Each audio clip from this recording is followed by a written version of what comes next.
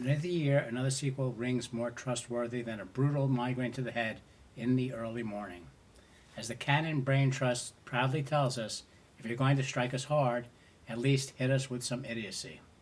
The irresistible force of peddling to fast money meets the movable object of used ninja parts. Canon once again sends their ninja genre into the genre-o-matic. They peddle to the kid crowd in American Ninja 5. With the 90s movie market ripe, they were filled to the brim with a surplus of ninja, kid-friendly movies and TV shows, so why not? But wait a minute, if the ninja genre has worn out, it's welcome with Canon. Why awaken the beast? Well, that's because martial arts style movies of the late 70s to 80s were geared towards adults. Soon a youth movement arose in the late 1980s, starting with the motion picture Karate Kid. Sure, it was a massive success. It resulted in numerous sequels. It resulted in a revitalized reworking of the genre into the hit Cobra Kai TV series on Netflix. True, Karate Kids started the martial arts boom. This made karate dojos profitable. It also made kids want to stand up for themselves in the name of self-defense. The public needs to realize that karate is just a form of martial arts with many styles and disciplines. One example is ninjutsu. So you have to give us something more than that, Canon. Why resurrect more of the blind, leading the blind, dispensable ninja warriors? Answer: no kid franchise in the history of pop culture has the same broad mass appeal. Toy lines, comic book series, TV series, and eventual blockbuster release of an independent smash hit, Teenage Mutant Ninja Turtles, in the early 1990s.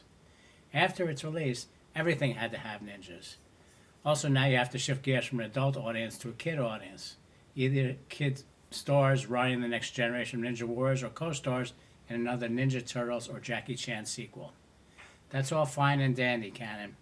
Part of the reason why the Teenage Mutant Ninja Turtles sequel became a success was due to its well-constructed screenplay.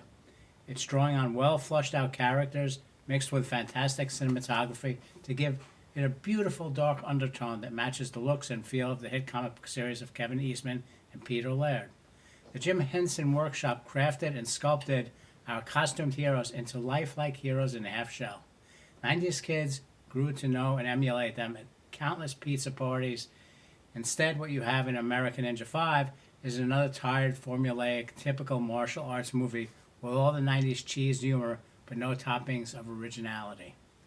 Bad guys kidnap the girl. Ninja Master and Apprentice go to save her.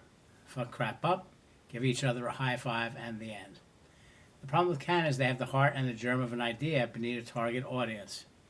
The Jackie Chan martial arts mania of the 90s was the result of years of him working in Far East cinema, then tailor-making adult martial arts films into family-friendly kung fu movies that can please all age groups introduced him to the American cinema. Such films as Rumble in the Bronx, Super Cop, Shanghai Noon, and Rush Hour are examples. As years pass, more Canon refuses to learn the error of its ways. They took an adult movie and watered it down. It lost the hearts and mind of the adult audience and the kids too. Once you lose the families, what do you got? A muscular guy, color-coordinated ninja pageantry, a jolly baddie, a big boss man, and one annoying kid who will not shut the fuck up. In short, you can't polish a turd. David Bradley is another poor man's Michael Dudikoff, turned poor man's Jean-Claude Van Damme, turned poor man's Jet Li. That's how low the skid mark has fallen down to the martial arts bowl. This film sails along the winds of insanity. David Bradley returns, but he's not returning to reprise his role as Sean Davidson, but Joe Castle? Yeah, a retired martial arts instructor living the good life in Key West. Just sounds quite more Joe Armstrong than Sean Davidson. Was it too much to ask to rename the character Sean Armstrong or Joe Davidson? Maybe you're going to reuse Re-Up Chuck and Vomit. Why not tie the two names together as an homage to the first three American Ninja films? Joe returns to find that his sailboat has been varnished instead of polished. The sailboat worker later reveals herself to be Lisa, who has the hots for Joe. Has there ever been a better ploy for her to get in his pants than to confuse the words varnished and tarnished purposely? Women, so many polishes, not enough fingers. Joe later goes to his dojo to practice, but is later met by his former master. Master Tetsu is played by Pat Morita of Karate Kid fame. It's a good example of how there is no such thing as a lousy teacher, only a lousy movie. The director says the actor does. Master Tetsu is going on vacation. He asked Joe to house sit and watch his nephew Hiro. This little shit's got more whoa than Keanu Reeves had in a lifetime.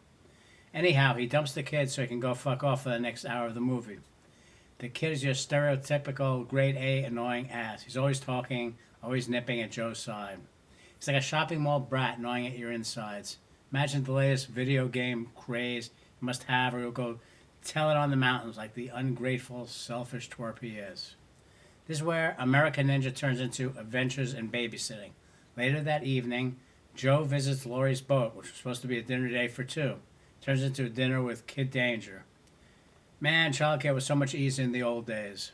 It's evident that Joe is unforgettable around women and is probably homosexual.